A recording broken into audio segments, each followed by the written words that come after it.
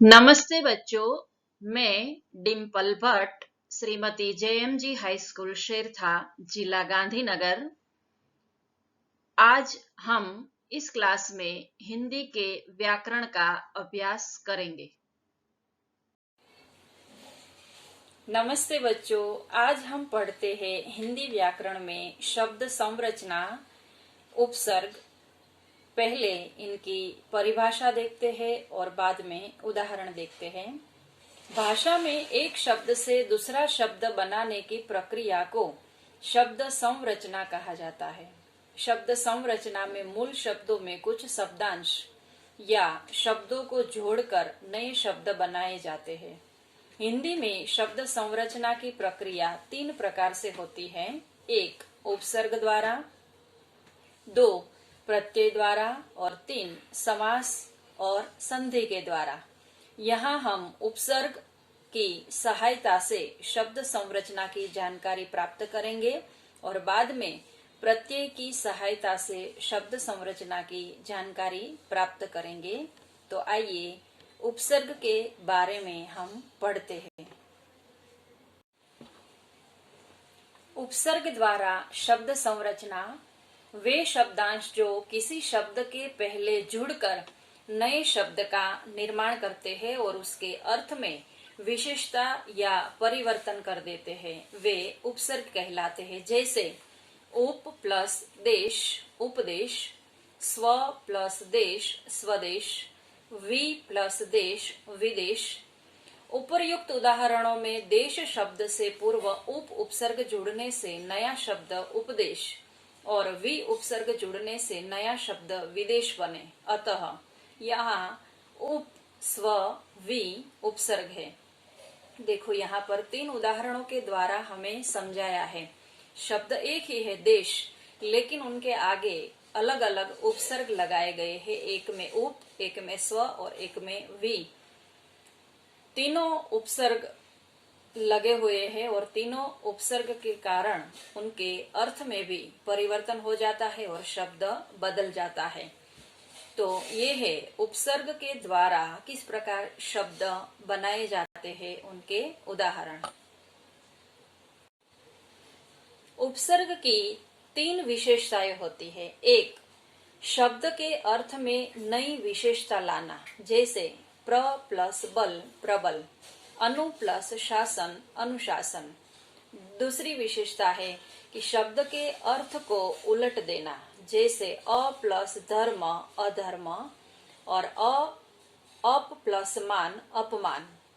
तीसरा है शब्द के अर्थ में कोई खास परिवर्तन न करके मूलार्थ के इर्द गिर्द अर्थ प्रदान करना, जैसे वि प्लस शुद्ध विशुद्ध, परि प्लस भ्रमण परिभ्रमण। देखो यहाँ पर इनकी 3 विशेषता को हम समझते हैं कि एक विशेषता है कि उनके अर्थ में वह नई विशेषता लाता है। जैसे बल है, लेकिन उनके आगे हम प्र उपसर्ग लगाएंगे तो शब्द बन जाएगा प्रबल। शासन है, लेकिन उनके आगे हम उपसर्ग लगाएंगे अनु, तो अनुशासन शब्द बन जाएगा। और कई बार ये उपसर्ग शब्द को उलट भी देते हैं, उनके अर्थ को भी उलट देते हैं। जैसे धर्म शब्द है और आगे हम अ उपसर्ग लगा देते हैं तो उनका अर्थ भी बदल जाता है, धर्म का विरोधी शब्द बन जाता है अधर्म। मान है, उसमें हम अप शब्द लगाते हैं तो मान का हो जाएगा विरोधी शब्द अपमान। और तीसरी विशेषता है कि कोई खास परिवर्तन नहीं होता, लेकिन उनके मूलार्थ के इर्द गिर्द ही वह अर्थ प्रदान करता है, जैसे विशुद्ध और परिभ्रमण। तो इस प्रकार उपसर्ग की हमने 3 विशेषताओं को देखा। उपसर्ग द्वारा निर्माण में बड़ा सहायक होता है। एक ही मूल शब्द विभिन्न उपसर्गों के योग से विभिन्न अर्थ प्रकट करता है। जैसे आ प्लस हार आहार यानी भोजन, सम प्लस हार संहार यानी नाश, उप प्लस हार उपहार सौगात, उत प्लस हार उद्धार मुक्ति बोध, प्र प्लस हार प्रहार चोट करना, वी प्लस हार विहार, मनोरंजनार्थ यत्र तत्र घूमना। देखो ऊपर हमने उदाहरण में एक ही शब्द है हार, उनके आगे अलग अलग उपसर्ग लगाने से किस प्रकार उनके मूल शब्दों के अर्थ में परिवर्तन हो जाता है और ये विभिन्न अर्थ प्रकट होता है, वह हमने देखा कि हार एक ही शब्द है और आगे उपसर्ग लगाने से शब्द बदल जाते हैं। हिंदी भाषा में हिंदी अपने उपसर्ग, संस्कृत के उपसर्ग और अरबी फारसी उर्दू के उपसर्गों का प्रयोग होता है कि हिंदी में एक हिंदी का तो उपसर्ग लगता ही है, लेकिन अन्य भाषाओं के उपसर्ग भी इसमें लगाए जाते हैं। जैसे संस्कृत के उपसर्ग है, अरबी फारसी के उपसर्ग है, उर्दू के उपसर्ग है। यहाँ पर हम इन भाषाओं के प्रमुख उपसर्ग, उनके अर्थ एवं उनसे बने हुए शब्द को देख लेते हैं। आइए अब पढ़ते हैं हिंदी के कुछ उपसर्गों के उदाहरण। हिंदी के उपसर्ग में उपसर्ग है अ, उनका अर्थ है अभाव, निषेध, और शब्द उनसे बने हैं अचेत, यानी अभाव का हमें निर्देश करता है जिसमें चेतना नहीं है वह। अज्ञान, जिसमें ज्ञान नहीं है वह।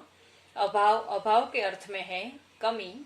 अमर, यानी जो कभी न मरे, तो वह भी निषेध के अर्थ में है। तो इस प्रकार अन्य उदाहरण भी हम समझते हैं। उपसर्ग, उनके अर्थ और उनसे बने हुए शब्द। उपसर्ग है अन, अभाव और निषेध के अर्थ में ही है। अनपढ़, जो पढ़ा लिखा नहीं है। अनमोल, जिसका कोई मूल्य न हो। अनजान, जिसे कोई जानता न हो। और अनबन। तीसरा उदाहरण है अध, आधा, अधपका, अधखिला, अधमरा। औ, हीन और निषेध के अर्थ में है। अवगुण, अवघट और औडर। कु, बुराई के अर्थ में है, बुरा या बुराई। कपूत, जो पुत्र अच्छा नहीं है वह बुरा पुत्र। कुचाल, कुपात्र, कुकर्म, जो कर्म अच्छा नहीं है वह खराब कर्म, कुकर्म। दु, कम, बुरा, दुबला, दुष्चरित्र, दुकाल। नि, निषेध और अभाव के अर्थ में है। निगु, निकम्मा, निहत्था, निधड़क। बिन, अभाव और निषेध के अर्थ में है। बिन देखा, बिन ब्याहा, बिन बोला। भर, यानी पूरा। भरपूर, भरसक, भरपेट। स, अच्छा, सहित। सपूत, सचेत, सहर्ष, सजातीय। अच्छाई के अर्थ में है, जो पुत्र अच्छा है वह सपूत और बुरा है वह कपूत। सु, उत्तमता, साथ। सुडोल, सुजान। पर, अधिक, आगे। उदाहरण है परपोता, परदादा। हमारी आगे की बात है। न, अभाव, नपुता, नपुती। तो इस प्रकार हिंदी के कुछ उपसर्गों के अर्थ के साथ हमने यहाँ पर शब्द देखे। अब देखते हैं संस्कृत के उपसर्ग, उपसर्ग, अर्थ और उनसे बने हुए शब्द। उपसर्ग है अ, अभाव, निषेध।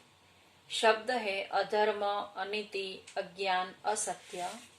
अ के बाद है आ उपसर्ग, तक, पूर्ण, सहित, उल्टा। शब्द बना है आमरण, आकंठ, आमुख, आक्रोश, आक्रमण और आरोहण। अधि, ऊपर, श्रेष्ठ, समीपता। अधिनायक, अधिपति, अध्ययन, अधीक्षक, अध्यात्म, अधिकार। श्रेष्ठता के अर्थ में है। अति, अधिक, अतिक्रमण, अतिपात, अतिरिक्त, अत्याचार, अतिशय, अत्यंत और अत्याचार। अनु, पीछे, समान, बाद में आने वाला। इसके अर्थ में है अनुशासन, अनुरूप, अनुभूति, अनुकंपा, अनुगामी, अनुज, अनुज यानी छोटा भाई। अनुकूल, अनुकरण, अनुराग, अनुशीलन। अभी, सामने और अच्छा, पास। इनके उदाहरण है अभिमुख यानी सामने, अभियोग, अभियान, अभिज्ञान, अभ्यास, अभिलाषा, अभिनव, अभिप्राय और अभिशाप। अव बुरा, हीन, अवनति, अवगुण, अवज्ञा। उत ऊपर, श्रेष्ठ, निकट, सादृश्य। उपनाम, उपकृत, उपदेश, उपनगर, उपकार, उपवन, उद्धार, उत्कृष्ट, उदय और उत्पत्ति। दूर, दूर, कठिन, बुरा, हीनता। दुर्लभ, दुर्भाग्य, दुर्लभ, दुर्बल, दुर्गति, दुर्गुण, दुर्दशा, दुराचार, दुर्जन, दुर्दिन आदि। दुन, दुस, कठिन, बुरा, दुस्साहस, दुष्कर, दुष्कर्म, दुस्साध्य, दुर्गम, दुस्सह और दुशासन। बुराई के अर्थ में है दुशासन यानी खराब शासन। तो ये थे संस्कृत के उपसर्ग। आगे भी संस्कृत के ही उपसर्ग हम देखते हैं। निर बिना, नहीं, निर्जन, निर्भय, निर्वाह, निर्गम, निर्मल, निर्बल, निर्दोष, निरपराध, निराकार। सभी शब्द समूह के लिए एक शब्द है। निस रहित, नहीं, निष्कपट, निष्काम, निश्चल, निश्चल, निस्संदेह और निस्तेज। परा उल्टा, विपरीत, नाश, दशा। पराधीन, पराजय, पराभव, पराक्रम, परामर्श और पराकाष्ठा। परि यानी चारों ओर, आसपास, पूर्णता। परिक्रमा, हम नदी की परिक्रमा करते हैं, नर्मदा नदी की परिक्रमा करते हैं, वह शब्द है। परिणाम, परिमाण, परिश्रम, परित्यक्त, परित्यक्त यानी छोड़ना। प्र अधिक, आगे, गति। प्रयत्न, प्रसिद्ध, प्रहार, प्रलय, प्रताप, प्रबल, प्रक्रिया और प्रकोप। प्रति यानी सामने, विरुद्ध और विशेष अर्थ में। प्रतिहिंसा, प्रतिध्वनि, प्रतिवाद, प्रतिकार, प्रतिज्ञा, प्रतिभा, प्रतिष्ठा और प्रतिदान। विशिष्ट और भिन्न दोनों के अर्थ में आएगा। विख्यात, विज्ञान, विपक्ष, विदेश और वियोग। संयोग, अच्छा, पूर्ण, साथ। सम शब्द से बने हुए ये सभी उदाहरण हैं। संतोष, संस्कार, संयुक्त, संवाद और सम्मेलन। अच्छा, श्रेष्ठता, सुपुत्र, सुशिक्षित, सुरम्य, सुजन, सुकाल और सुगम। स्व यानी अपना, खुद का। स्वराज्य और स्वतंत्र। हिंदी भाषा में अनेक भाषाओं के शब्द होते हैं। संस्कृत के उपसर्ग हमने देखे। अब देखते हैं अरबी, फारसी और उर्दू के कुछ उपसर्ग। उपसर्ग है अल, अर्थ है उनका निश्चित और शब्द है अलबेला, अलबत्ता। एन ठीक, पूरा, एन वक्त, एन मौका। कम अर्थ है अल्प, हीन, कमजोर, कम अक्ल और कम उम्र। खुश अच्छा, उत्तमता, खुशबू, खुश मिजाज, खुश किस्मत, खुशखबरी और खुशहाल। गैर भिन्न और निषेध के अर्थ में है। गैर कानूनी, गैर हाजिर।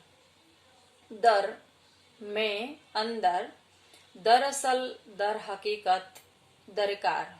ना अभाव, नापसंद, नामंजूर, नालायक, नाराज, नादान और नाजायज।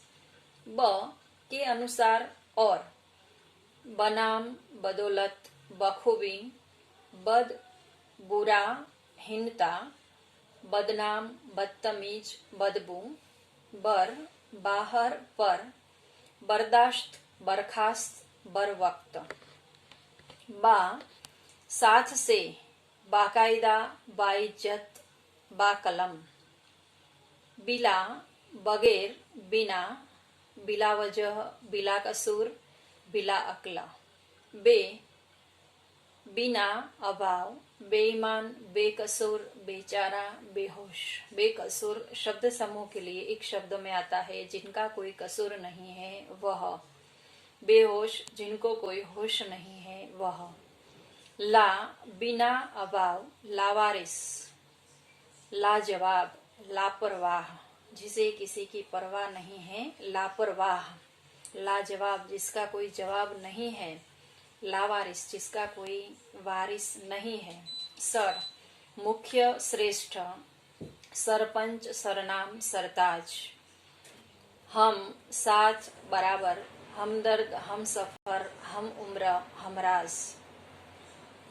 हर, प्रत्येक, हर साल, हर घड़ी, हर रोज, हर दफा। अब देखते हैं स्वाध्याय। आपको अपनी नोटबुक्स में इन प्रश्नों के उत्तरों को लिखना है। प्रश्न 1, उपसर्ग से आप क्या समझते हैं? उपसर्ग यानी वे शब्दांश जो किसी शब्द से पहले आते हैं और वो अर्थ में परिवर्तन लाते हैं और विशेषता प्रदान करते हैं। प्रश्न 2, किन्हीं 3 उपसर्ग चुनकर उन उपसर्गों के योग से 3-3 शब्द बनाइए। 3 उपसर्ग में पहला उपसर्ग हम लेते हैं अन, उनसे 3 शब्द बनाने हैं। अनपढ़, अनजान और अनबन। दूसरा उपसर्ग हम लेते हैं अभाव के अर्थ में है। अचेत, अज्ञान और अभाव। तीसरा शब्द लेते हैं हम बिन, जो अभाव के अर्थ में होता है। बिन देखा, बिन ब्याहा और बिन बोला। अब तीसरा प्रश्न है, सही विकल्प चुनिए। प्रश्न 1, किस शब्द में आ उपसर्ग का प्रयोग नहीं हुआ है? बच्चों, यहाँ पर आपको ध्यान देना है कि शब्द में आ उपसर्ग का प्रयोग नहीं हुआ है वह हमें बताना है।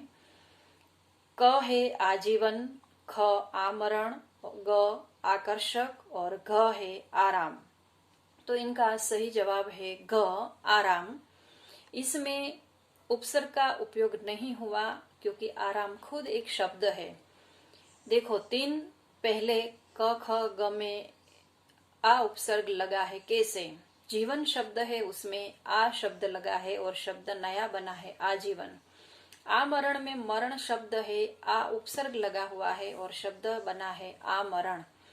आकर्षक, कि जो हमें आकर्षित करता है वह, आ उसमें ऊपर उपसर्ग लगा हुआ है कर्षक शब्द में। और आराम, राम शब्द नहीं है, पूरा शब्द ही आराम है, उसमें आ उपसर्ग लगा हुआ नहीं है और सही जवाब यही है घ, आराम। दूसरा है, किस शब्द में अप उपसर्ग का प्रयोग नहीं हुआ है? अपमान में हुआ है, मान शब्द में अप लगा हुआ है। अपना जो है वह जवाब है। गम अपकार है, कार में अप शब्द लगा हुआ है उपसर्ग। और अभिशाप, शाप में अभी अप उपसर्ग लगा हुआ है। तो इसका सही जवाब है ख, अपना। तीसरा है, किसक शब्द में अप उपसर्ग का प्रयोग नहीं हुआ है? अवसर, अवज्ञा, अवगुण और अवनति। तो इसका सही जवाब है अवसर, क्योंकि अवज्ञा में आज्ञा का अवज्ञा होता है, अवगुण में गुण का अवगुण होता है और अवनति में उन्नति का अवनति शब्द बनता है। तो अवसर शब्द क जो है वह जवाब है। किस शब्द में स उपसर्ग का प्रयोग नहीं हुआ है? सत्कार, सपूत, सहर्ष और सजातीय। इसका सही जवाब है क, सत्कार, क्योंकि ख सपूत में, पूत में स उपसर्ग लगा हुआ है, जो अच्छा पुत्र है वह सपूत। सहर्ष में हर्ष शब्द है और स उपसर्ग लगा हुआ है, और सजातीय में जातीय शब्द है और स उपसर्ग लगा हुआ है, इसीलिए इसका सही जवाब है सत्कार। 5. किस शब्द में वी उपसर्ग का प्रयोग नहीं हुआ है? विदेश, विपक्ष, विख्यात और विमान। इसका सही जवाब है घ, विमान, क्योंकि विमान एक पूरा शब्द है। विदेश में देश का विदेश हुआ है वे उपसर्ग लगाकर, विपक्ष में पक्ष का विपक्ष है और विख्यात में ख्यात का विख्यात है, इसीलिए इनका जवाब घ आएगा। एक बार फिर से हम सभी विकल्पों के उत्तर को जांच लेते हैं। 1 उत्तर है आराम, 2 उत्तर है अपना, 3 में उत्तर है अवसर, 4 में उत्तर है सत्कार और 5 में उत्तर है विमान। प्रश्न 4, निम्नलिखित उपसर्गों में प्रयुक्त उपसर्गों के सही विकल्प का चयन कीजिए। 1 संयोग, उत्तर में है क सन, ख सन, ग सम और घ सम। इनका जवाब आएगा सम। सम प्लस योग से संयोग शब्द बनता है। दूसरा है पुनर्विवाह, क पुनः, ख पुनर, ग पुनर और घ पुनः। इसका सही जवाब है ग पुनर। 3 अपव्यय, क अप, ख अ, ग अपि और घ अप, और इनका सही जवाब है अ अपव्यय। तो इस प्रकार से आपको अपने नोटबुक्स में ये स्वाध्याय लिखना है और उपसर्ग का अभ्यास करना है, और नए नए शब्द उपसर्ग के द्वारा किस प्रकार बनते हैं उनका स्व अध्ययन भी करना है। धन्यवाद।